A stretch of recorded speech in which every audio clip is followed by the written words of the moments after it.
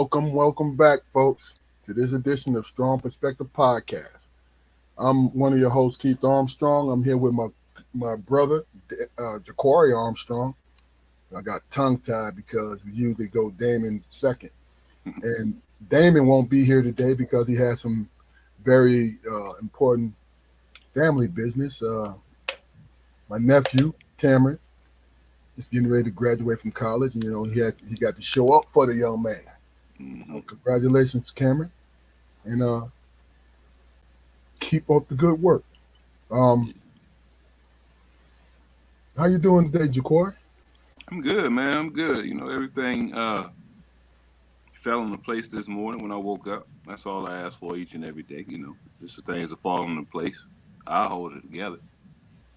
Okay, I just need that first little push, brother. And I got it this morning, so I'm good. How was your that day? snap, that snap, crackle, and pop, huh? Yeah. Uh, I move a little slower than you, but I have no complaints. You know, I love. It's a blessing to wake up every day because when your friends are leaving here, you get a little. It's a little. You understand your mortality. You know what I mean? Um, Let me do some house cleaning. Let the folks know today and in the future. This is Strong Perspective Podcast. We go live every Friday at 7:30 on Facebook and our YouTube channel by the same name, Strong Perspective Podcast. So basically, ladies and gentlemen, uh, what you can do, a big favor for us, is to go to the YouTube channel and go like, share, and subscribe. Let your people know. If you watch it, watch what we do. Hell, we've gotten good at it. You know what I mean? We took that raw clay and molded it into a vase, and it's so beautiful. hmm No, but go ahead and go to our channel, like, share, and subscribe. As we go along, guys, we love participation. If you're on Facebook, it's a lot easier. Just click on and add your comment. We're gonna put it on the screen. We'll address it. You know what I mean? Today is a special day for me, Jaquari, and Damon. Today is our mother's birthday. I want to wish my mom, Norgia, nicknames Marge and Sister. Narcisse. I know that that's where it wants to be, but it was spelled out Norgia. So we'll take both. But mom, happy heavenly birthday. Miss you. Definitely miss you. Miss you and John. There's no doubt about it. Every day. But Happy happy birthday. birthday, mom. Happy birthday, mom. We love you. It's been Oh, years. It's been years since I said that out loud, man. oh You yeah. know. Oh yeah. Yeah. Okay. Yeah. Like I don't. Like as far as how you and Dame will go on Facebook and say something, profound words, touching words or whatever. But I don't do that. I don't do it. Yeah, that's understandable. And see me, when it comes to people that I care about, what hmm I learned how to do, because it didn't come in. It wasn't like I was born with it or anything like that. It was gradual over time. Because see, I don't like wasted moments. I don't like uh, regrets. You know, so hmm I will post. You know, birthdays for mom and John. You know what I'm saying? And just the love, man. That's it. But I understand where you're coming from because that's a private matter for you. You know. Um, with that, I want to address the first thing. Well, let me do this. Let me do my segment. Then we're gonna give you the halftime, folks. Uh, this is a big dog's perspective. So I've been asked by many people, what's the premise of the show? Why do you do this? And this and that. And when I tell them what it is, they don't believe me. I tell them I started doing this podcast for one reason. That is to spend time with my brothers who are my best friends and who I adore. I'm gonna keep saying it. I've said it on other episodes. I'm gonna keep saying it. You know, sometimes people want to get caught up in the clickbait and all these things and the debate and going back and forth with each other. Look, if I want to argue with somebody, I come home and throw a dirty after my wife got finished cleaning the dishes and go throw a dirty spoon in. And I can argue all day long, right, kid? Because that's her pet peeve. You know what I'm saying? So really and truly, I told somebody today. I said, look, this is about conversation. This is about what we do. You know what I'm saying? Because what I know about me and my brothers is we're men about action to get things done, to be who we are, and to be leaned on, and all these different things. But another thing is we were taught how to communicate.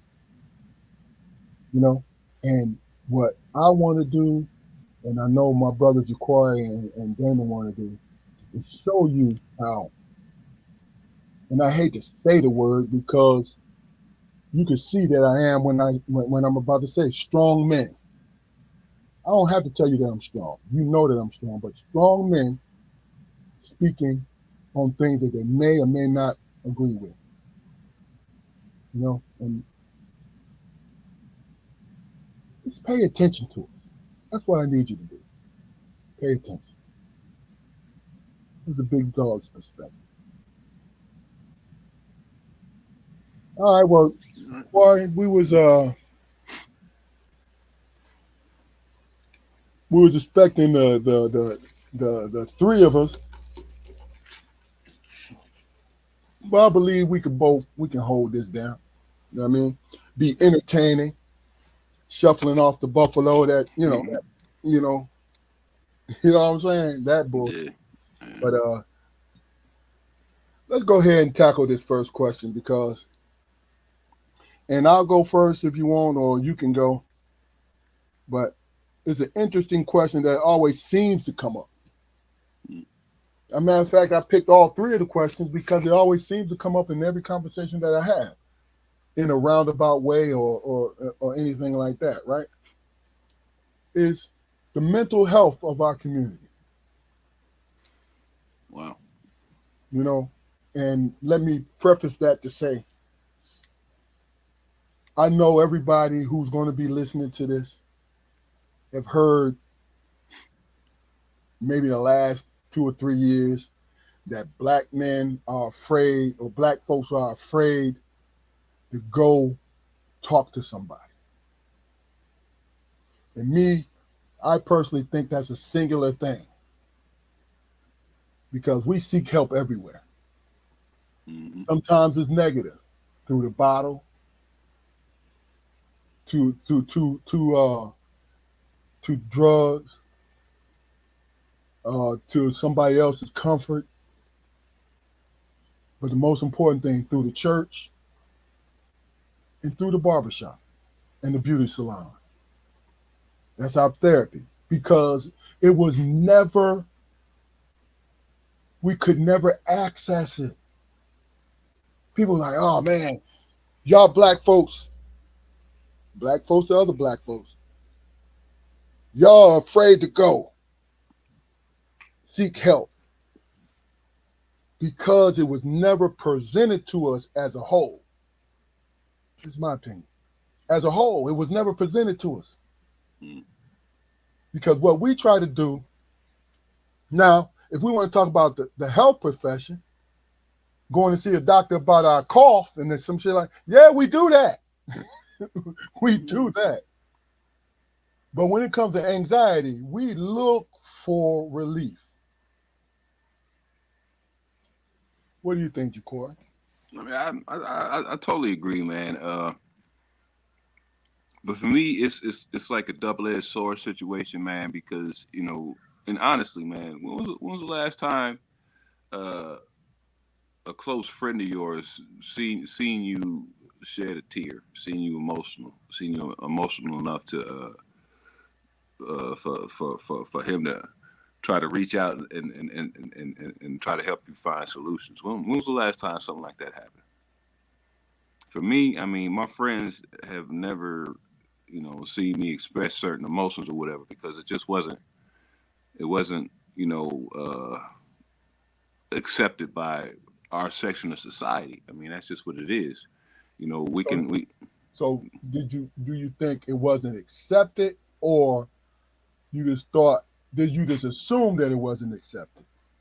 no, actually, I've seen many examples, man. How many times have you might have seen a little black boy crying or whatever for some reason. If not only black kids but kids and people, period. If a person is crying, there's a reason for it. Oh yeah. People just don't break out and cry for no reason. But when was the last time you seen a little black boy being chastised for crying? I seen people punch a kid in the chest because he was crying Yeah. and tell him to stop. Hmm. And you know what? I think a lot of that is the fact that they feel powerless into helping soothe that young man and that young kid's situation. You know what I mean? Like, okay, we can both speak from a man's point of view. When I fell, our dad would come up to you like, "You all right?" Now, his response was always predicated on what we said. Mm-hmm. So, you all right? Yeah, I'm good. Get up. Let's go. Right? Mm-hmm. As opposed to, you all right? I felt something move in my knee. Okay, sit there for a second. Mm-hmm. See, that's done out of love, man. That's done out of compassion towards someone. Simple See, empathy, man. and Simple empathy. That's exactly what it is. I'm gonna tell you what my guess is, and we're still on the mental health thing. My guess is this: when we see a mother do that to her child, because she feels as though that's the only thing if she wants. Okay, let me put it like this: a mother's instinct is to go coddle their son. You okay, right? Mm-hmm. But if she feel the pressure that it's just her, what she has to do is act like what a man would do. I mean, but they So missed the mark because they have no idea what a man would do. exactly, just like we have no idea what a woman would do when dealing with young ladies. Mm-hmm. You know what I'm saying? Because unless you were taught that, because I've seen like our own mother will come up and scan the situation, then she'll end up saying, "Hey man, if you hurt, stay there. If you're not, get up." Right? But Mm-hmm. our dad was like, "Yo, you all right, son? What happened?" I've done that with my sons. I'm giving these examples just to say that it depends on where you are when it comes to your mental health. Mm-hmm. Because a mother may be thinking, I got to raise my son to be a man. So guess what? She only going to assume the extreme, right? Mm-hmm. And so she'll say, them boys picking on you. Well, you pick up a brick and you hit them in the head. Not thinking about the consequences, Mm-hmm. right? But that's all she has. You know what I'm saying? Training Yeah, a killer. You yeah. I know, mean, but it's a situation where we parent our kids, man. To combat trauma. mm, So our mothers are telling our little boys when they're crying, you got to be tougher than that because the world's gonna kick your ass. the world's gonna kick The your world's ass. gonna kick your ass at every turn of the screw. Yeah. And if it sees you weak, then it's gonna double down on that. But that's if we collectively, man, if we made a decision, man, that we were gonna protect our children in certain spaces, man, it wouldn't be a need for that. I mean, this is something this is our trauma is historical. It is. You And it know, I mean, still continues. Yes. yeah, I mean, we've been through a lot, man, and the way we handle it, you know, the way we successfully handle it is only held in certain arenas, man. You know, like we can be aggressive on the football and basketball field. You know, we can show emotion when we on the set when we on the stage singing. Gotcha. You know, or acting or something like that, man. But when real life comes, you know, when we get back into real life, then you know we have to become stoic to a certain extent. You know, and stoicism, man. You know, it's you know it's a viable philosophy. I'll give you that. You know, it's had some usefulness to some societies, but not necessarily our society, man. When it comes to mental health and response to trauma, and to it's not cookie cutter, man. It's the individual. It's the individual how he handles it. You know what I'm saying? Yep. Because the way that I handle disappointment might be different from this guy right here. Like, and disappointment coming in the way of young crushes, little girlfriend who don't have the you both don't have the emotional capacity to really and truly deal with breakups, Hmm. right? But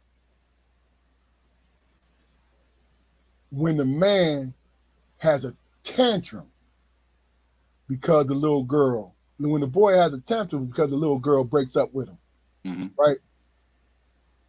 It's more about the tantrum than anything. Because we know in the grand scheme of things, if you get somebody break up with you at 16, you got another 50 to 60 to 70 years to live. And you worried about this right here and you act out. Or you decide, I don't trust no women. So I'm gonna dog them out every chance I get. I met brothers like that. Yeah. It's like sisters would not give a good man a chance because somebody who's selfish has rolled down their pasture, right? Hmm. And treated them like that. And then when somebody good comes along, won't give them a chance because they don't act like the person that they was attracted to in the first place. See, the person that you're attracted to, in my opinion, may not be the person you're supposed to be with. It might be the impression that that person's personality has pressed upon you, or what you want to be, Hmm. or what you want to be around. But when it comes to safety, that's what you need to consider.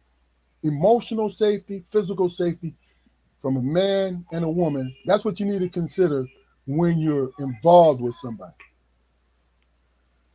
I mean, but that's the reason women pick assholes in the first place, man. Is they provide certain, or they perceive them to provide certain protective factors. You know, I mean, the biggest, most aggressive dude is gonna keep you safe and provide for you better than the book smart meek little guy over here who don't really like raise his voice, and his options aren't as wide as the other guys is. That's another thing, man. Don't nobody want somebody that don't nobody else want. See, yeah, I think I agree with that to a certain extent. I would say, just to veer off just a little bit, the simple fact that these silent and meek guys will do crazy shit for that woman. Hmm. The big dude be like, "Hey, you know what? I'll beat somebody up for you, but if I got to beat somebody up for you all the time, I'm gonna move on." Hmm. You know why? I think is because that person is more independent in his thought. When he does something fucked up to somebody, that's that's because he decides to do that. The meek person wants to keep somebody. wants to keep, want to possess. And this is all general terms. This is not anything that you could say this is the exact thing. This is more or less uh, conditions that I ran into. You know what I mean? Because when it came to this, me personally,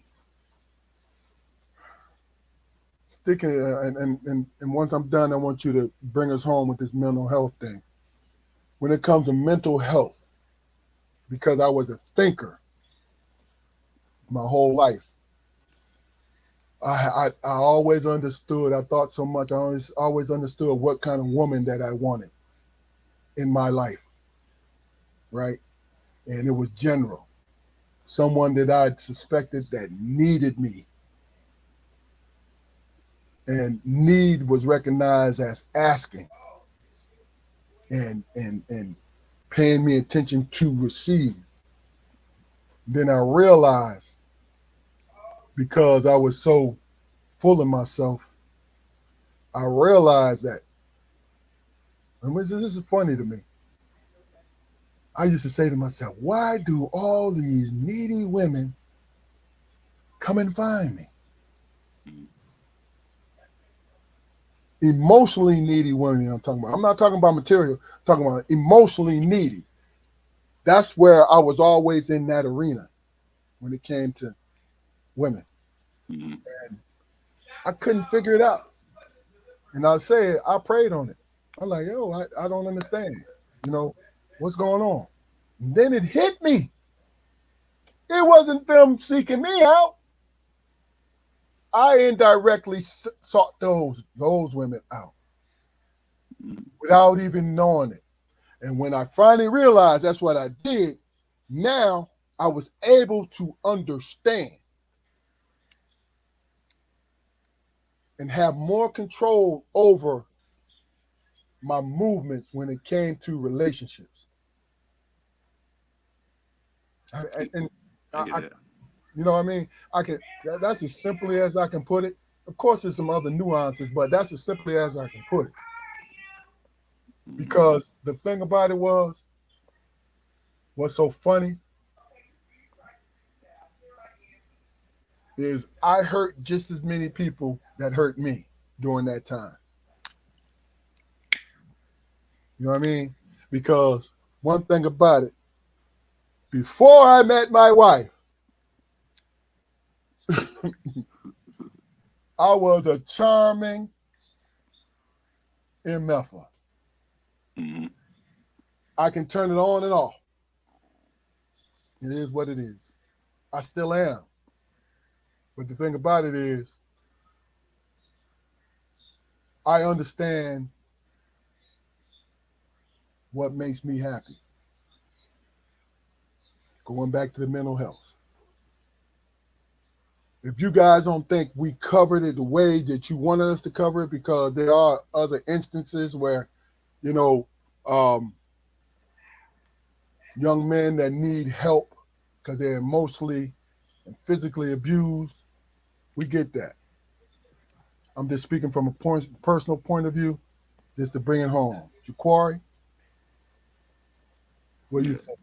At some point, man, I mean, like Pop used to say, man, if you constantly shitting and falling back in it, man, then you gotta sit down and dissect you. You have to, Mm-hmm. because I used to ask you all the time, man, am I crazy? Am I crazy? Am I irrational? Am I typical? Questions like that, because that was all that was a women I was attracted, you Gotcha. know, and it got to the point where I just accepted the fact that I had a type, as far as mentality went,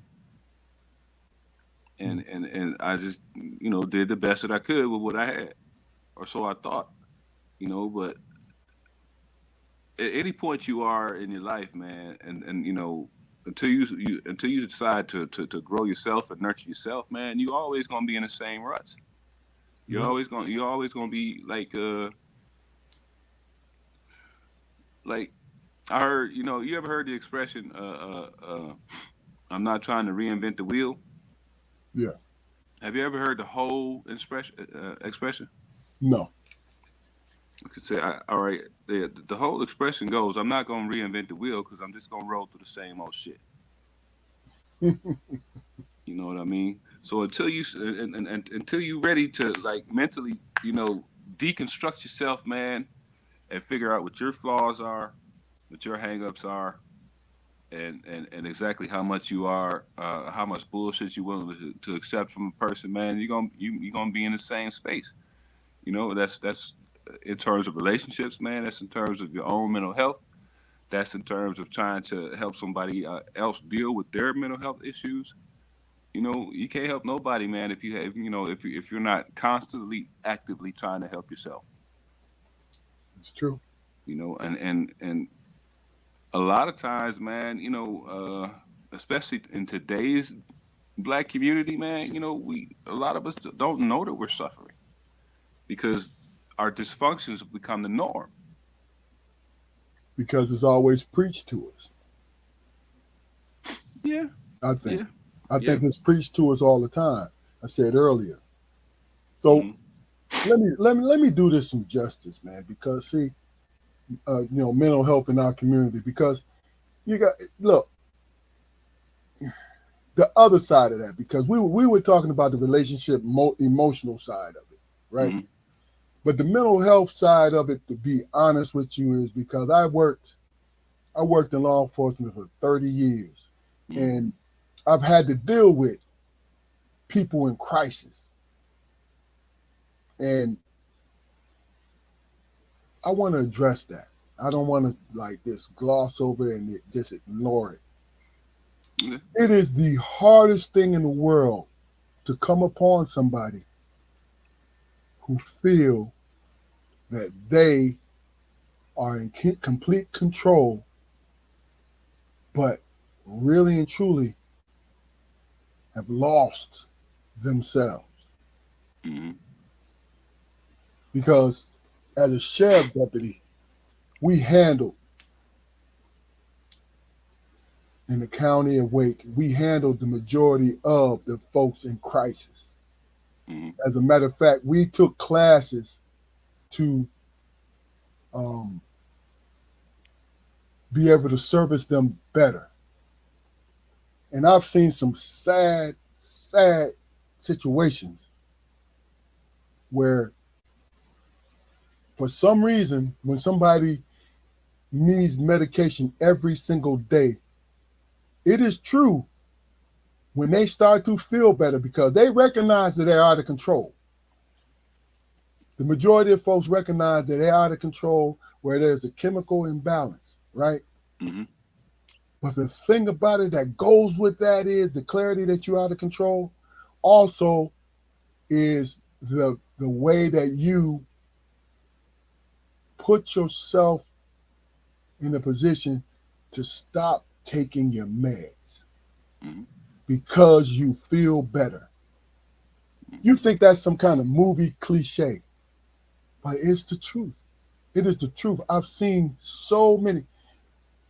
I tell you, I ran into someone who had been asleep, he had been awake for almost 2 weeks. He was in the military, and his trauma had been so bad.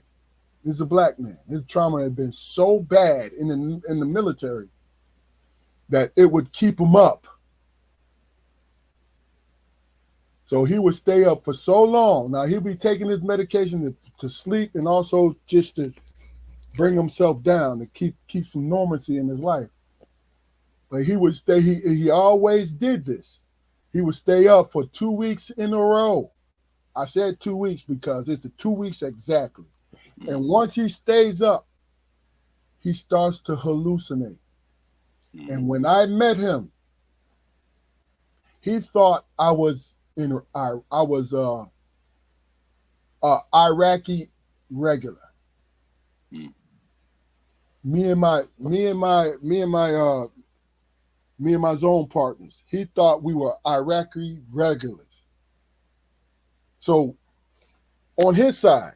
So he's trying to get us to give him the password. Now this man was a sergeant or something like that, maybe a lieutenant, right? In airborne. So he was one of them bad boys, right? Mm-hmm. And this man, his son had to hide his guns from him because they had been through it. His son was a teenager, about 15, 16 years old. They'd been through it before, and they knew that to call us to come out so we could take him to be evaluated, right? And he's talking to me. Now, I'm feeling safe, even though he might have some hand-to-hand combat situation that he can fuck me up, right? But I'm Mm-hmm. feeling safe because I know there's no actual weapons in there other than my own, keeping my distance. And he's talking to me like we're over in Iraq, you know? And the Mm-hmm. guys that I was with, because one of the first things that you learn is not to feed into their delusion. You see what I'm saying? So Mm-hmm. when he was trying to identify me as an Iraqi irregular, I said, no, I'm not. I'm a sheriff deputy. I kept repeating it back to him. So it Mm-hmm. would bring him back. Then he'll go back. Because he was exhausted. He was delusional. And what we ended up doing was tackling him, putting him in cuffs, and taking him to be evaluated. I was the one taking him downtown. Mm-hmm. I put him in the back of my vehicle. No, he was in the front seat with me. As soon as he got in there, because he was struggling, as soon as he got in the seat buckle belt, he fell asleep. He fell asleep. And it was maybe a 15-minute drive. So 10 minutes into the drive, he woke up. And he looked at me and said, it happened again, huh? I said, excuse me? He said, yeah, I'm back, man. I'm back. It happened again, huh? And I spoke to this man and we talked. And what he talked about was the horror that he seen. And he said, I've seen a lot of things, but I could not handle it. I couldn't handle it. So it keeps me up at night. You know what I mean? Mm-hmm. That's part of mental health. And then just the other things where, most people don't understand. Many homeless people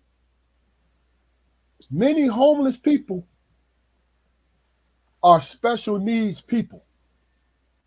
They need medication. They need this. And it's easier for them to be on the street because all they're dependent upon is living. They don't have to pay no bills or anything like that. I'm not saying they're willing to be out there. I'm saying when they're in their manic episode, the best thing that they're able to really and truly handle is walking around aimlessly trying to get a hold of the world. And the world is just a fingertip away, but it's not there. Mm-hmm. You know? Yeah. I mean, dealing with somebody's, post traumatic stress, man, there's certainly it takes a certain kind of person to do that, man.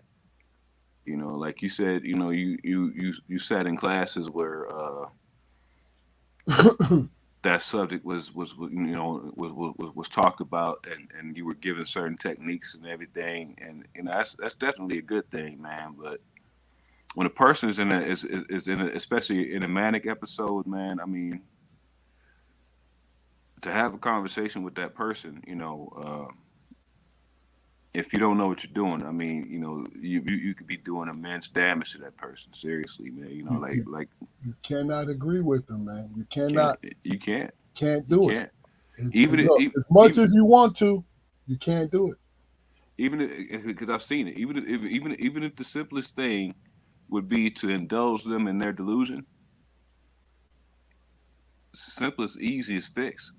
It But is. it, but it, it's not going to address the trauma at all, man. I mean, and No, how do you address a person's trauma? Talk therapy.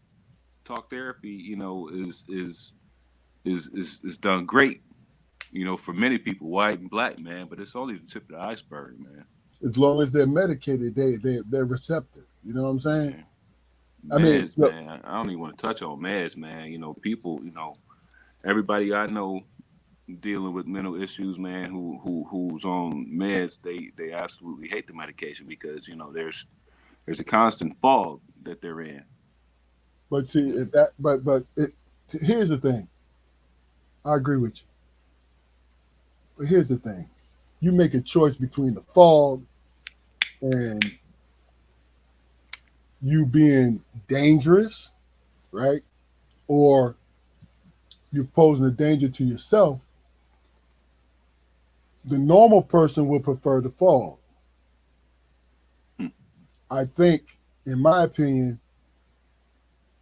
people who present it that way, schizophrenics and different things like that, they go chase the normalcy.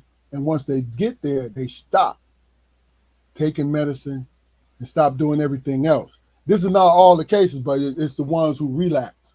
Hmm. You know what I'm saying? Because I'm feeling better now. I don't need this. You know what I mean? Yeah, they'll say that I'm feeling better, so I don't need the lithium. But what I'm gonna do is I'm gonna go out, and I'm gonna smoke. I'm gonna smoke 5, 6 blunts a day.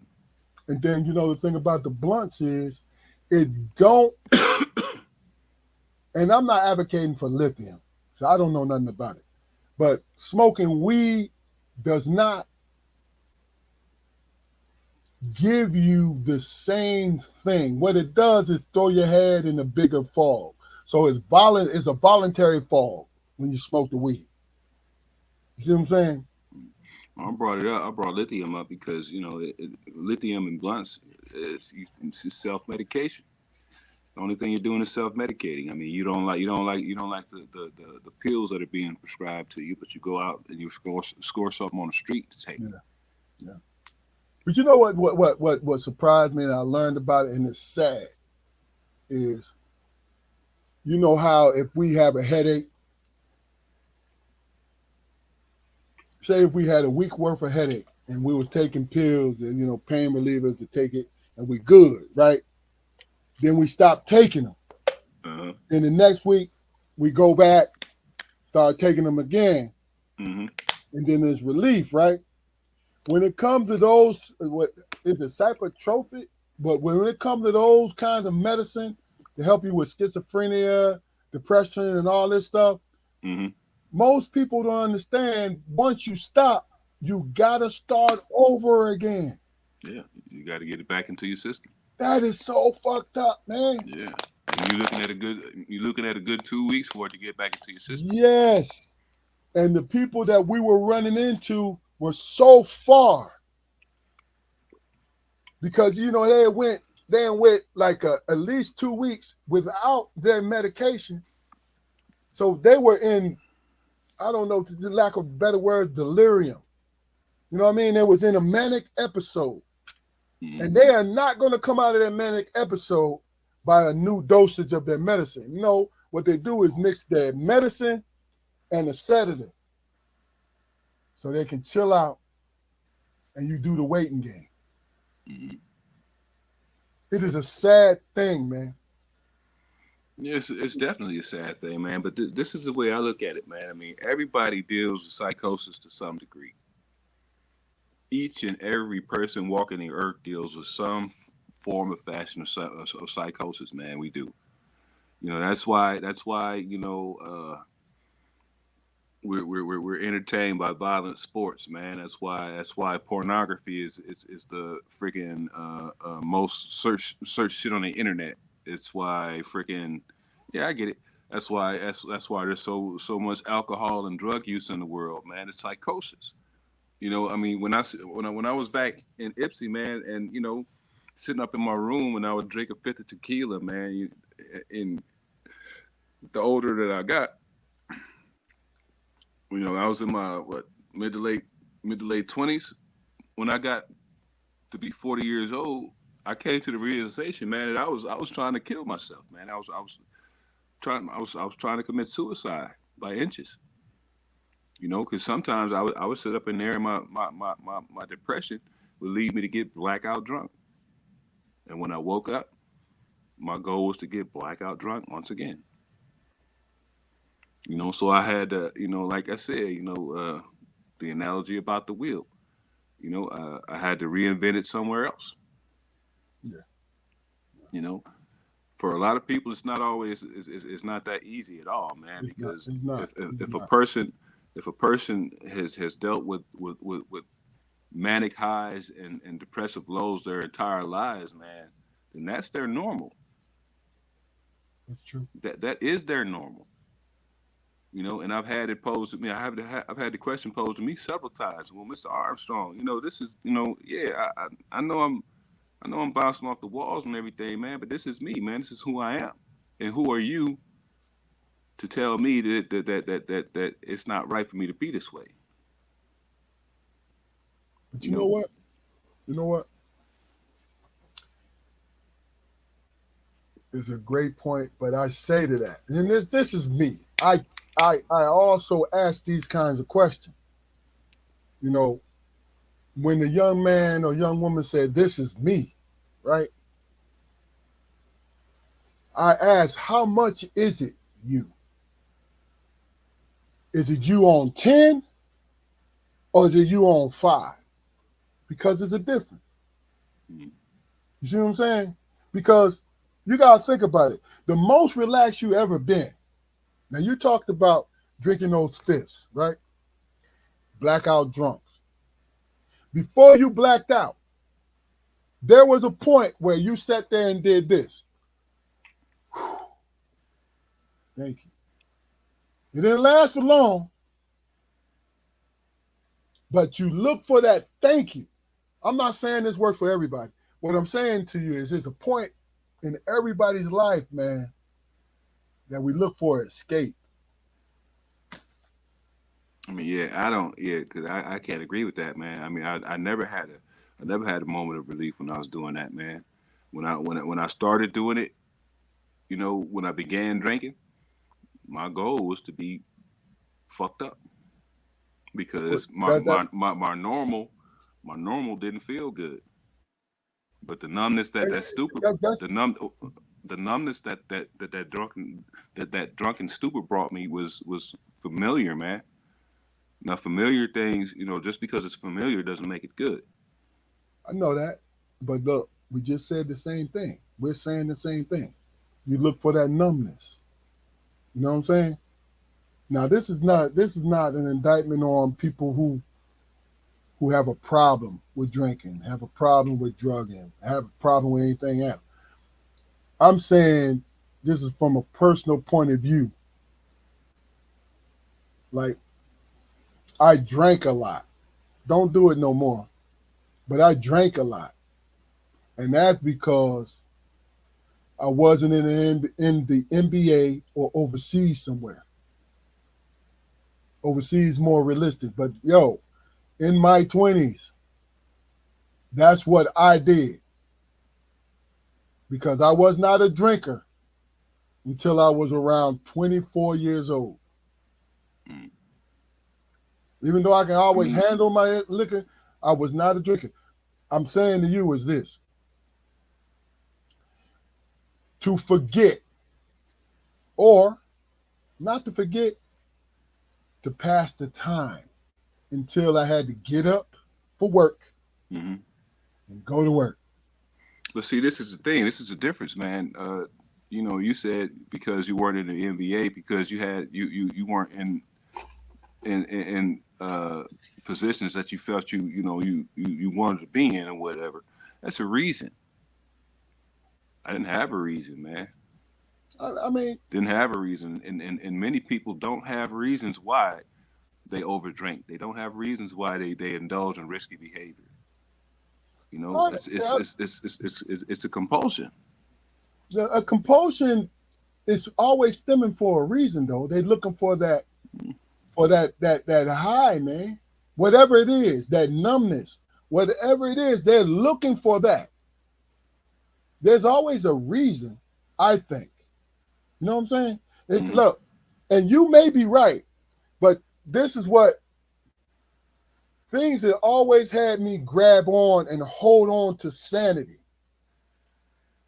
The three things that I had that helped me to hold on to was prayer, believing in a higher power, believing in a higher spirit, right? Where I Mm-hmm. held on to sanity, in which I could have went down the road and gave up everything because it was the easiest thing to do. Mm-hmm. You know what I'm saying? Then also the people who depended on me. I tell you, my sons came at times when I really needed to be aware. I say my oldest son saved my life. And then my oldest son, Keith, saved my life. Then my youngest son, Carson, validated why I'm here. Now, I wasn't leaning heavily on them like, yo, this is why I'm here. No, I'm saying to you is because I always think, my life has always been filled with optimism, man, because I'm 58 and I was a part of that generation where the hate was still there, right? But also the pride was ultra present. I'm talking about the real pride now. You know what I mean? Not the pride that I can walk in the same stores as white people. Not saying that's a bad thing, but you know what I mean? Mm-hmm. Not that. No, the fact that learning that what they were teaching us was lies. When I say lies, I'm talking about the stereotypical bullshit. That's it. Mm-hmm. Nothing more, nothing less. I'm the ultimate stereotype, right? I'm gonna tell you this crazy shit.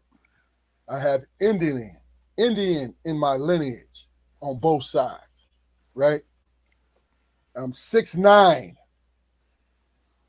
a dark skinned, big black man, right? Now I know it's some crazier stereotypes, but bro, I'm in the building and they look at me like I didn't know I was not this intelligent human being and was told that I wasn't. And they got tired of me proving them wrong. Then I started getting tired of proving them wrong. Fuck you. You know what I'm saying? Let me do this thing, understand this system, right? Understand this system and create my own lane.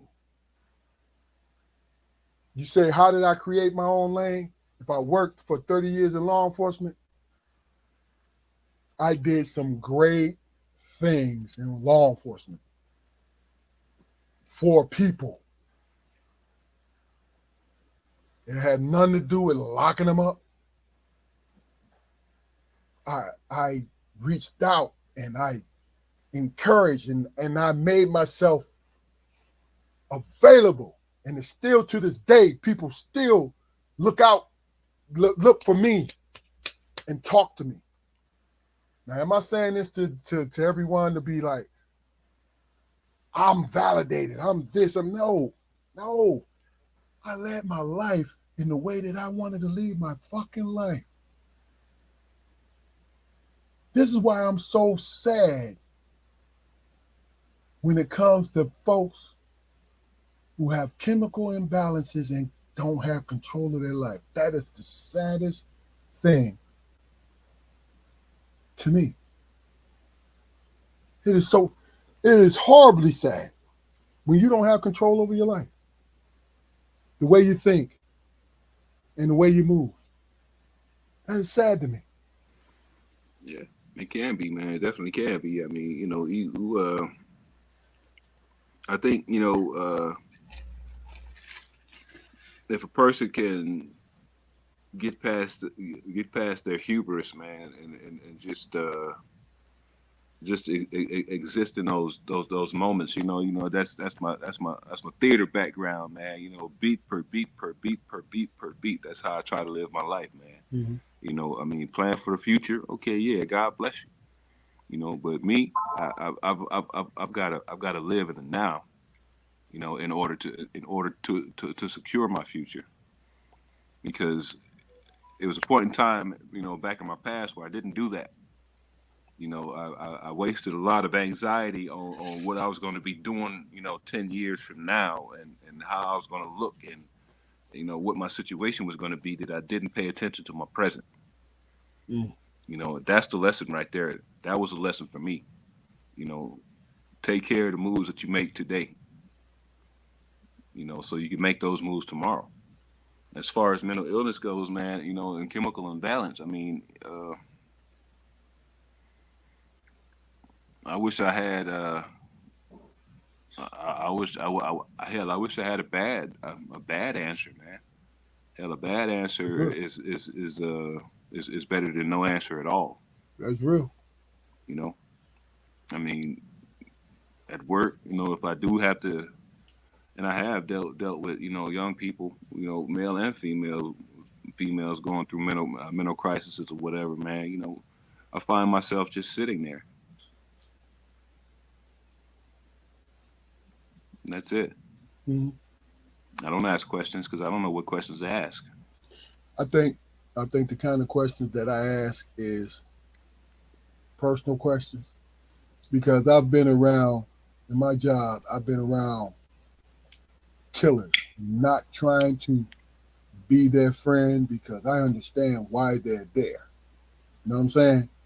But Hmm. the fact that I'll treat you in a professional manner, Hmm. because I'm not trying to be your fucking friend, man. If I'm pretty sure that you have cleared out a house, cleared out lives in a house. There's no way, and this happened. This is just true. There's no way that I'm going to be your buddy. There's no fucking way. But I Hmm. will talk to you.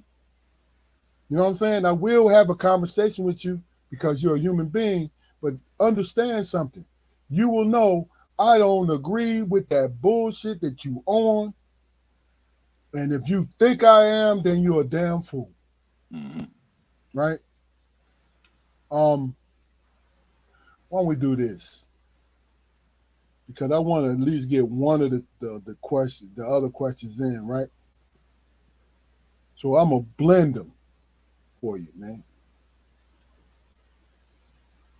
Um, what is your definition of manhood? Right, your personal definition of manhood, not everybody else's, but yours. And along with that manhood, what do you feel is your individual responsibility to our community? The first part of the question, my definition of manhood, man, is service. And that has definitely evolved over the years, man. Because I was in a place where I thought manhood was bravado. I thought manhood was promiscuity. I thought manhood was a certain amount on my paycheck. You know, and deep down, all those things do factor into manhood. But ultimately, man, service to anyone in need, man. That's where I sit on manhood. A man, lends a hand and provides where where he can and where he's needed and where he needs to. You know, uh, in regards to my responsibility to my community, I mean, it's like a broken record, man. I'm here to model. I'm here to model certain behaviors. I'm not what you might consider a company man by far, but I understand systems. I've been raised in systems my whole life, and there's a certain way that you need to move and conduct yourself if you want to find success within systems. You know, but that's not the end of the race right there, because once you find that success, if you feel that a certain part of that system needs to change, then it's your responsibility to take up to take up that mantle. You know, it's all about positioning. It's all about the look. You know, that's another thing that I've always battled with, man. Always been pretty, always been pretty, man. But I uh, I had a certain I don't know if disdain is the right word, but I just dudes who like a dude who would get a haircut every week, and if you do, I I apologize, man, but I just it was I didn't respect it. I didn't respect it because I questioned that person's values, man. I question that person's values, man. And to this day, I still I'll still go an extended period of time without going to the barber shop because appearances really Every you two know weeks.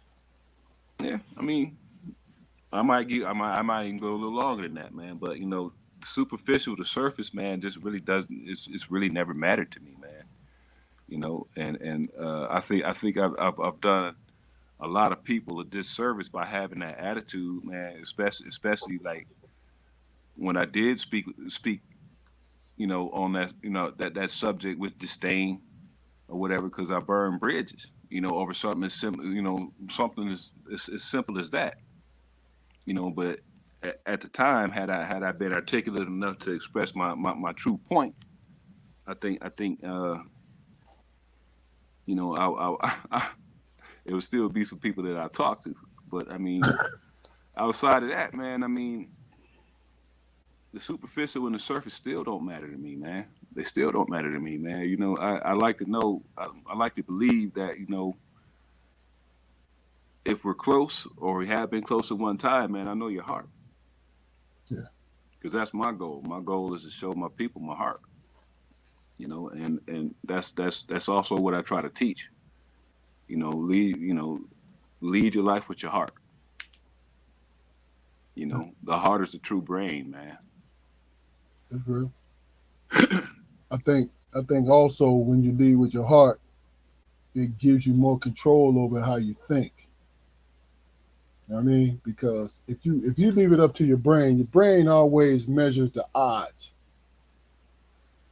Your brain measures your odds. Like, yo, the odds is that 65% of motherfuckers is on this, man. So Mm-hmm. lean towards this. You know what I'm Mm-hmm. saying? With your heart is like, yo, I know 65% of this motherfuckers is leaning towards this, but yo, this shit don't feel right. Yeah, these kids is hungry, man. So Yes, so sir. so so you can berate as much as you want to about their Yeah. situation, but do you have the capacity right now? Do you have the money in your pocket to feed these kids, to take care of this immediate situation? That's what manhood is, man. I believe that. My personal opinion be damned. No doubt. No doubt.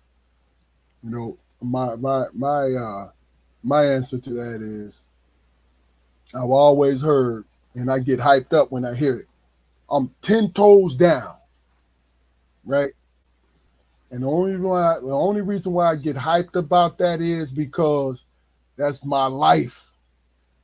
You feel what I'm saying?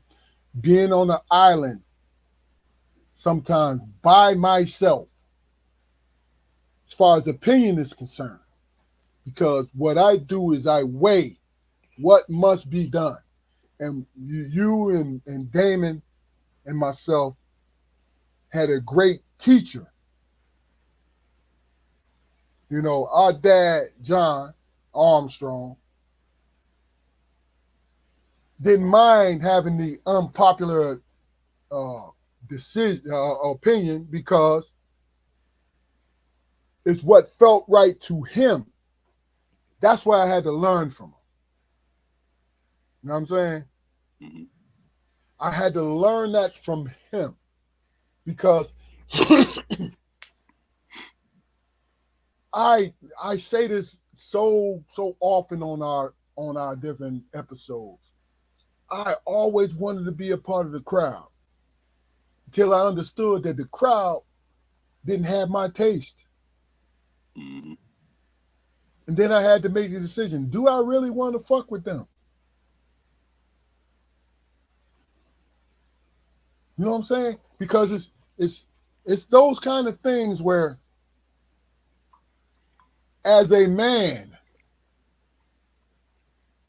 because I don't take it lightly. I'm not on that cookie cutter shit, man this, man that, man this, that, No. A man to me is somebody who step up and take responsibility for what he does. And then he brings along who he's responsible for. Right or wrong or indifference, that's what I see. That's my idea of a man. Manhood. Now, I've been always caught up on community because I've been taught by the best when it comes to community. Because what I understood and what I always loved about the Georgetown Hoyas of the 80s is when the team wins, everybody wins. When the team wins, everybody wins. Now, there's individual schools, they call them blue bloods, right? So those are the schools who was winning the most championships early on. I'm going to bring this sports analogy to you guys. And the thing about it is, somebody brought up, should Connecticut be considered a blue blood? UConn? Yeah. Because they won how many championships in the last 15 years? For the girls? Men's. Yeah. Men's. Men's? I'm talking about men's. 5, 4 or 5, something like that. Something like that. Yeah, But so my point is, who gives a fuck? Because the people who won those championships don't care. They won the championship. mm-hmm. Life always get in the way of the bullshit. Feel what I'm saying? Mm-hmm. So I relate that to manhood. You taking care of business. You being the best that you can possibly be towards your family and your friends. Who gives a fuck what the outside world says about how you taking care of your family? I'm not talking about breaking the law. I'm talking about this, you grinding your ass off and you making it happen for your family. Mm-hmm. That's manhood to me. You know what I'm saying? You don't measure yourself by it. The only way you measure yourself is the effort that you put into it, not the results. It's the effort. What you want to give your family.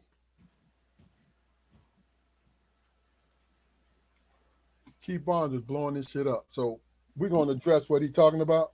Mm-hmm. And I want to answer this last half. I want to see. I can't remember what the last half was.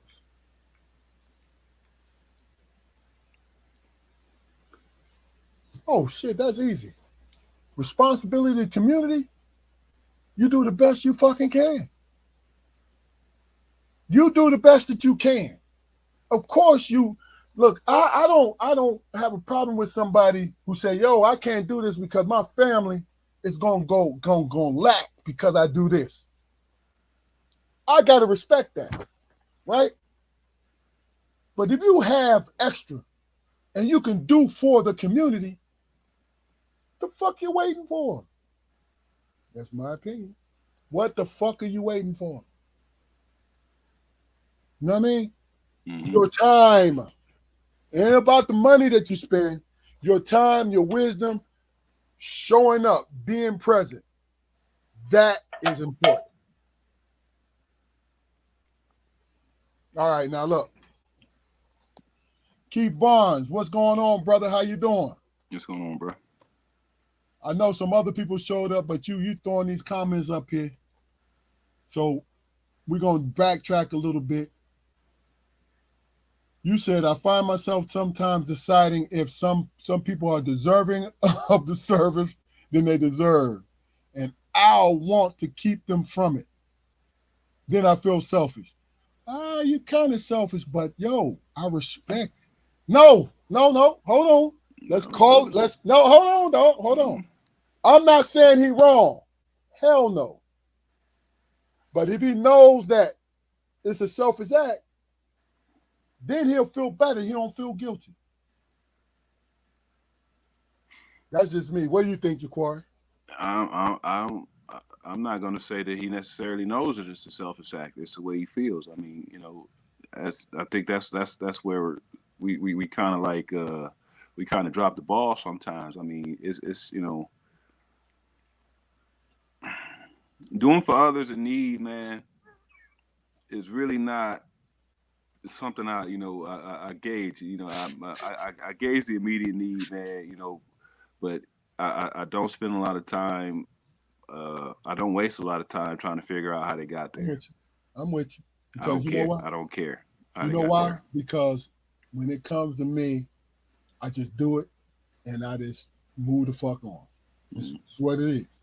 Somebody in need, if identify that they in need, then I move on because mm, that's just who I am. yeah. I'm not waiting for recognition. All right. No recognition. No. I mean, I do. I mean, I do. I will. I will. Help out and for selfish reasons. I was always told those times those things come back to you. You know, Man, I've never I've never like received it. To a point where I would notice it. But I got shit. I got a wife, man. I got grandkids. If it don't come back to me, then God bless them, and I hope it comes back to them. and then that's the thing about it is the fact that the energy that you put off, the spiritual energy that you put off, is definitely going. They're definitely going to receive it. Period. You know what I'm saying? And that's it. Uh, Keith says I end up not being the man that I could or should be out of spite. That's probably crazy sounding. No, it don't sound. My opinion, Keith, it don't sound crazy. But if you can live with it, then be with it. If you can't live with it, change that shit up. Yeah, it's a decision. It's a That's decision. your decision. You Yeah, have the power. You know. Look, look, look. If it's one of the women's, if it's one of the women's, Keith, hey, it's one of them kind of games where it's like you're going fishing. You might find you a little honey hole, or you might find just open seas, my guy. hmm hmm I'm gonna tell you what, man. The strangest thing, when I was going when I graduated from Central, we had to have I think it was like 100 to 150 hours of community service, but it was mandatory. How the fuck do you make community service mandatory, man?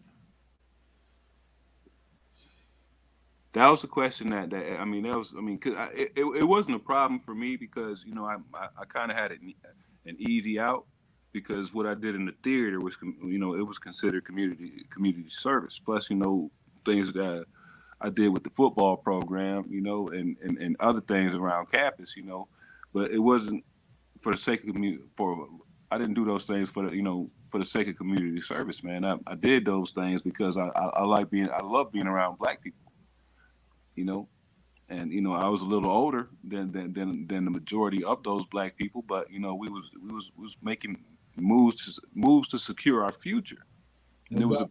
it was a beautiful thing, man. But for somebody for someone to tell me that after I've paid them all of this money and fulfilled all of these other educational obligations, I've still got to. You're going to force me to give my time.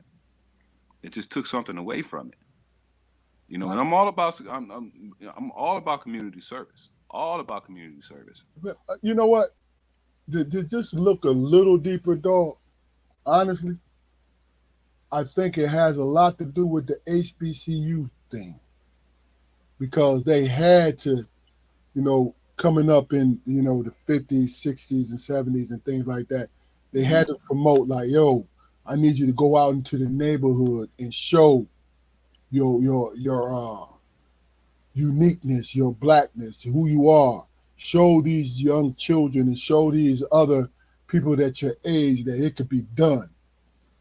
The community service, because see, I didn't have community service, and I don't think you know, any of my PWIs. You know what? Internships, my guy. That's the PWI. That's the PW. Internships, Yeah, internships. I mean, 9 times out of 10, if you're working an internship, then you have a desire to work for that particular company one day. I get it. I get it. No, I'm just saying to you. This is what I'm saying. This is what I think. I think that um, it was to keep a link with the community. You know what I mean? Just Mm-hmm. like the what they call them? What they call the frats and the sororities?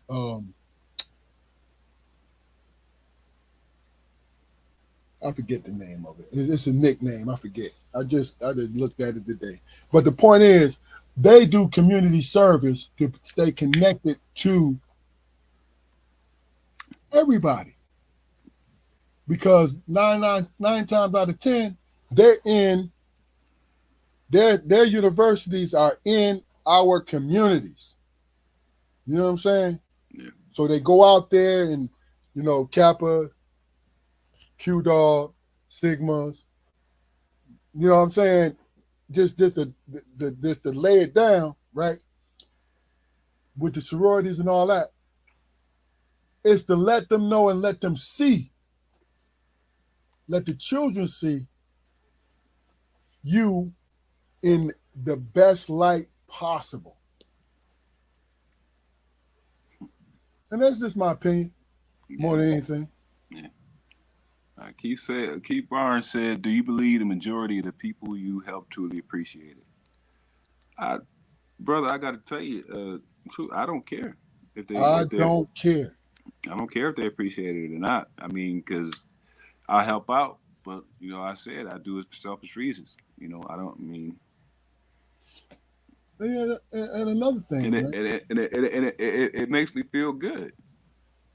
And see, that's the So I thing. mean, I'm gonna tell you what I get caught up on, Jaquari, is the simple fact, and it's just the act of kindness. mm, It's all it is. mm-hmm. It's not supposed to make me feel good. What it's You supposed don't to think do so? is no, no, sir. Oh, come on, man, come on. No, because I'm in a good place to help someone. Okay. I'm in a good place or a better place to help them. So it's not supposed to make. If it feels good, yes, I'm gonna take the gravy. I'm gonna take the frosting, right? But the cake is, bro, you can do something for somebody. Make the choice. Either you're gonna do it or you're not. You feel what I'm saying? Mm-hmm. That's all. Look, I get what you're saying, that you should be grateful and this and that. I hope it motivates you to turn your life around, or it's the beginning. It's just somebody I planted the seed, so somebody else is going to sow later, right? But to be honest with you, if that thought came into my head, right, it wouldn't be there for long because I would override it like, and excuse my blue language, but I would say to myself, motherfucker, why did you do it? Do you understand what I'm saying? Mm-hmm. And the many times that I've done something, not because I wanted somebody else's acknowledgement. You know why? Because what I've always thought in my lifetime is somebody that I love is going to benefit from an act of kindness from somebody else.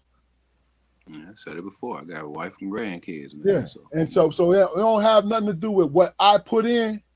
No. My act of kindness is what I want my family to receive if they in the bond. You know? another reason why, man, I might commit an act of kindness, man, is because I have very few examples of times in my life where anybody's done it for me. That's real. Very That's few. real. And I'm not playing the violin or anything like that, man. But I think about situations that I've gone through, and people who were around could have helped. Could have helped. And some of those people might ask me why. Well, why you ain't ask for help? Well, you know, did you see a need? If you saw a need, why didn't you feel the need? And I don't ever want to be in that position. And then that's the crazy thing about it is a lot of times in those situations, the folks who would not help, now this is not always in every case, but the folks who would not help, right, will scream the loudest when they need help. Hmm. You know what I mean? Hmm. And what I discovered is I had to learn. This is God's honest truth. Our parents were the greatest example of folks who didn't have a lot but still extended themselves. It's crazy as shit. But we still had to field those conversations, man. We still had to answer like, so what's your daddy doing? Yeah, What your mama? We still we as children we still had to field those field those questions. exactly. And for a lot of people that I grew up around, man, I had resentment for that shit, man. Like damn, I laugh at the fact that I didn't have a lot of clothes growing up, going to school or whatever. But I emphasize the fact, man, that I still went. I know Still, people. I know people who ain't, who was in the same boat as me and stopped going. yep, yep. So And that's the thing about it. Like, I'm easy to say, why not? You know what I mean? And I admire the people because I've had to learn how to be this though, Juquarry. This wasn't no automatic thing for me because I was alone with everybody else. I had to learn from our parents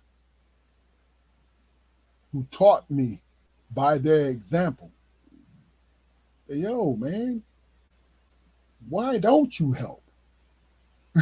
You know what I'm saying? Like, mm-hmm.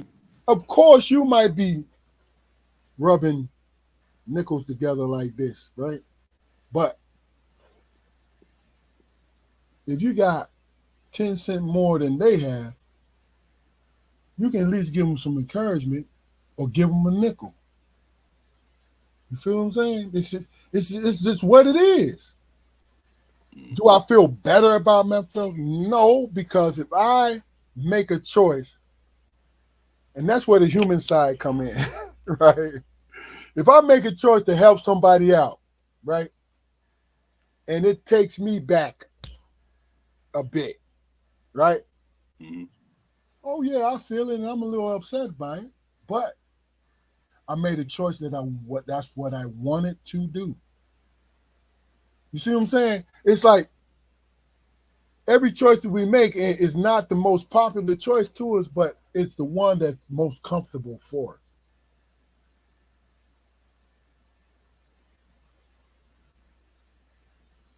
Okay. Keith Barnes said, "It's funny because I've been in a position where I couldn't help someone that truly needed it without someone truly undeserving or the root of the problem benefiting from my help." I could throw a joke in there and keep bonds, but that's some real shit Mm-hmm. because when you make a decision, this is my opinion about it. If you make a decision to help that person that you care about, nothing else matters, man. Don't matter. It don't matter. Now, if you don't want to look like a simp and all this, then you wouldn't be typing this in, man. You understand?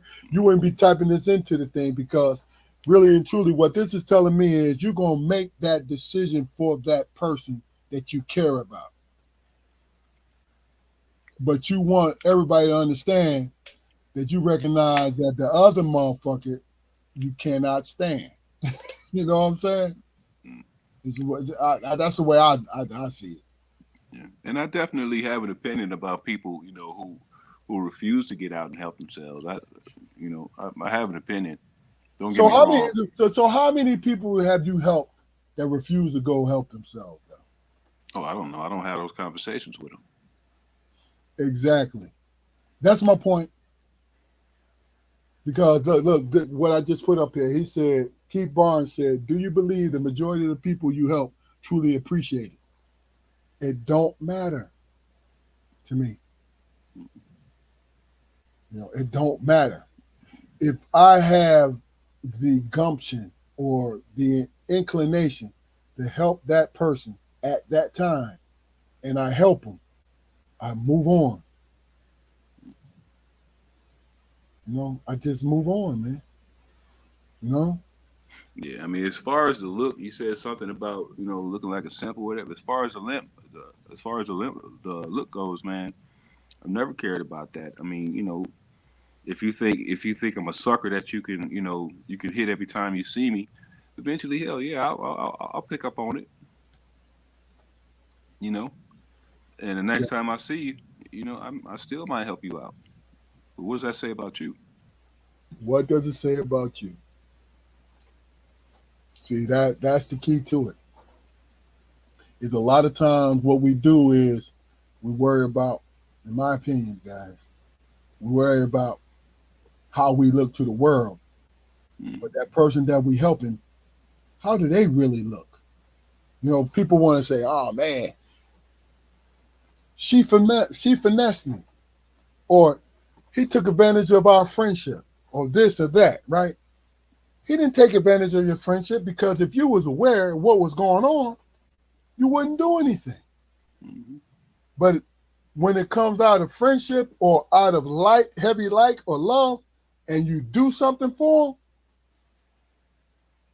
them, I as don't need long as you're not going, if you're not going without, what's the problem? I don't need it. I don't need to hear the I don't need to hear the backstory. I don't need to hear the life story. I mean, the Don't need to hear it. if you want to tell me how you ended up in this position over a drink, yeah, I'm game for that. But Yeah. right now, this instant, what do you need? Look, and What do you what, Juquarry, what what do you need to get you to the next moment, brother? look, and especially this, folks, you gonna pay me back, right? Then I don't give a fuck what you did with it. Yeah, I mean, I mean, somebody say, people, you be outside the store and you might hand a dude a couple of dollars or whatever, and then you got somebody with you, or they ain't gonna do nothing but buy a drink or get high with it. And I'm like, and I've said it before, okay, if these $2 will prevent this man from busting your head open later on to get high or drunk, then we all ahead, ain't we? look, That's how I look at it. you're paying into optimism for that person. You know what I mean? Because he's like, look, I got this man to give me $3, right? Well, the next person can get me closer to what I need. Now they not gonna harm anybody because they feel as though they can work their way through it and then accomplish what they need. You know hmm what I'm saying? hmm If you can humble yourself, if you can humble yourself, no matter what your situation is, if you can humble yourself enough to hustle up on one of them orange and yellow vests and stand out, on a doggone traffic island and ask for money, then who am I not, not to look out? Because that's their job. That's real. That's their job. I seen a homeless dude, beg all day, for money or whatever, and then get up and go get in the car and drive away. Okay, well, the motherfucker's still homeless. You gonna begrudge him a car? Yeah. You gonna begrudge a homeless person a cell phone? Stipulations What the to fuck is you thinking about? homelessness. You know what I'm saying? Yeah, yeah. Now, That homeless if a home. motherfucker going to a motherfucking fuck it 1,400 square foot house, you know what I'm saying, and dinner waiting on them. Okay, I got problems with that. They took my tools and fuse, but guess what? My tools and fuse was there to give to him, so I don't really Mm-hmm, give a fuck. You know mm-hmm, what I'm saying? And I say that because we have been, my opinion, guys, been brainwashed to think there's so much weakness in not having a job. It's weakness in character. mm-hmm, When your character really flow, it really shows when you're around somebody longer. But you never know why somebody is homeless. You never know because it's the mental aspect, then it's being laid off, then so many things. But guess what? We look at the homeless as being lazy. mm-hmm. How many people do you know that's even talk to a homeless person, Key? See, and that's the thing. I don't think in my small world, not a few, not a lot. Mm-hmm, Oh, hey, yeah, I got $1 for you. And roll. mm-hmm, You know what I'm saying? Because I think it's fear of being in that same place as that person, or they might look down on that person, or so many other reasons why they want to avoid them. You know what I mm-hmm. mean? But my thing is,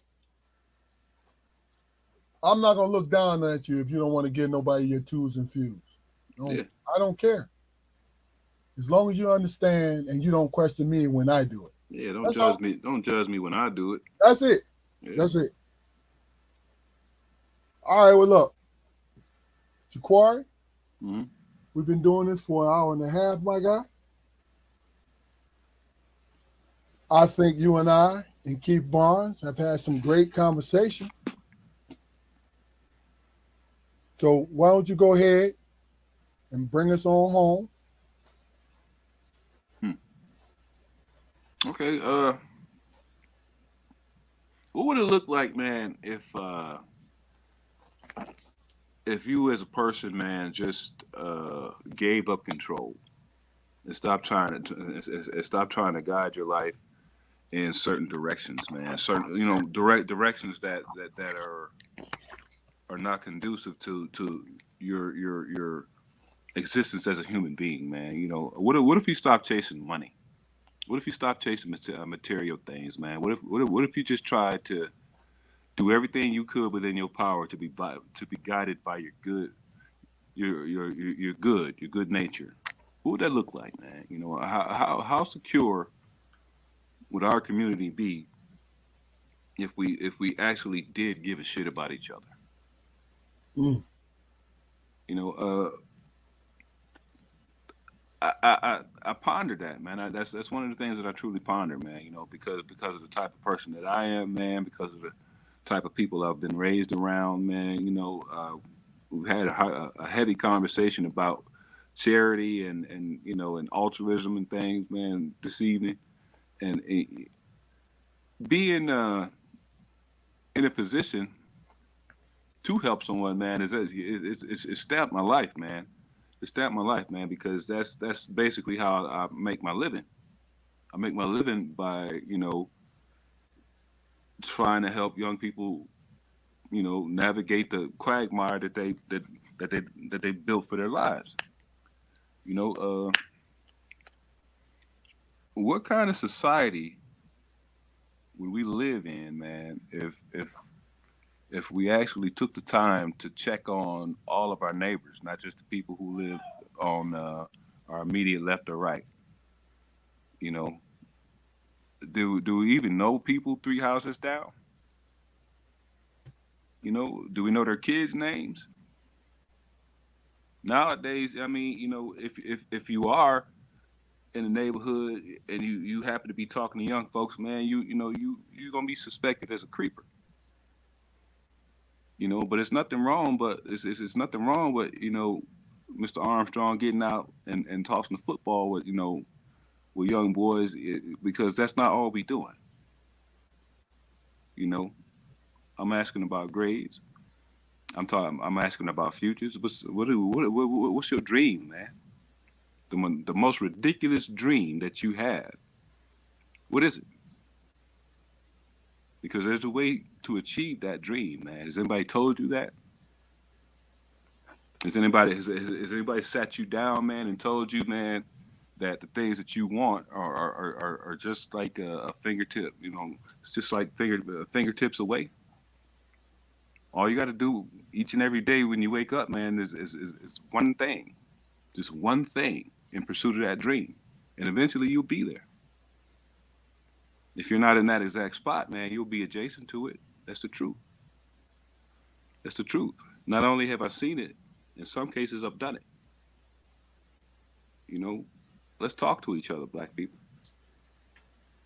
You know, black sister girls. When I speak to you in the grocery store, I'm not trying to hit on you. I'm genuinely concerned about how your day is going. Because I like for people around me to be relaxed and feel good. Because I'm not a predator. Not everybody you run to wants something from you. You know, let's be family. It's okay. That's it, man. Okay. That was great, man. That was great. Um, as always, I enjoyed this. We talked about mental health when it came to relationships, and then we talked about the actual mental health of our community when it came to people in crisis. And we just touched on it. We just touched on both of them. You know, I can say that I have experience, but I'm not an expert. So, Mm-hmm. I think that always when we carry ourselves through, like my brothers and my friends will tell you, I'm a humble guy, but I don't give a shit if I feel like you judging me because I will have a problem with that. And look, this is not approached with no hostility. Like, yo, I don't give a shit. No, I'm talking about the simple fact that the way I carry myself in my life, the way I want to carry myself, the way I carry myself, the majority of the time, especially when I think about it, is in a way that I am comfortable with. Mm-hmm. That's it. So if I feel like I'm kissing somebody's ass, I stop. Like, yo, hold on. I'm working too hard for you to simply just give me your ass to kiss. You are out of your mind. I've said that. I've said that so many times. Mm-hmm. Because, and I'll say this because people always take the easy route. They do. When they sit there and like, yo, they don't care about you. They don't give a shit about you. So they'll sit up there and wait for you to say your response. You'll be like, oh, you good? Okay, cool. Good job, brother. And move on. So the one person you got to care about is you. How do you feel? How do you feel about how you're moving through your little group and how you're moving through life? How do you feel about you? Now, is that a answer to everything? No. But it'll take a lot of anxiety off of you. Mm-hmm. That's what it is, man. Mm-hmm. Hey, listen, this is a Strong Perspective podcast. I'm with my younger brother, Juquarry Armstrong, always doing a great damn job. You know what I'm saying? And I had a great time. And this was a somber episode for us, but really and truly, it was something that we felt we needed to express. Mm-hmm. Um, do us a favor, house cleaning. Go to our YouTube channel. What we're shooting for is 1,000. We're only up to 108. Come on now. Just go and click on it. Take 30 seconds to click on the subscriber. It is what it is. I Mm-hmm. hope you think I ain't begging you, but I'm saying go do it. You ain't got shit else to do for 5 minutes. You know what I'm saying? But please, please continue to watch us. We on every Friday at 7:30. We have great content. We have great people. I really and thoroughly enjoy being on with my brothers because they're great men. And I know that this podcast showcases that. But look, thank you, Juquarry. Mm-hmm. Damon, I hope Cameron's situation, his speech went very well. But this is Strong Perspective Podcast. We'll see y'all next week. Y'all stop playing. Hey, before we go, Keith, Go ahead, uh, bro. just a last thought, man. You know, you can judge me if you want to. You know, just in general, you can judge me if you want to, man. But I no longer feel the need to find my happiness, through spite. I'm just going to be happy. Amen. I suggest you do the same. Peace. Amen. This is Strong Perspective Podcast. Stop playing. We'll see y'all next week. Peace.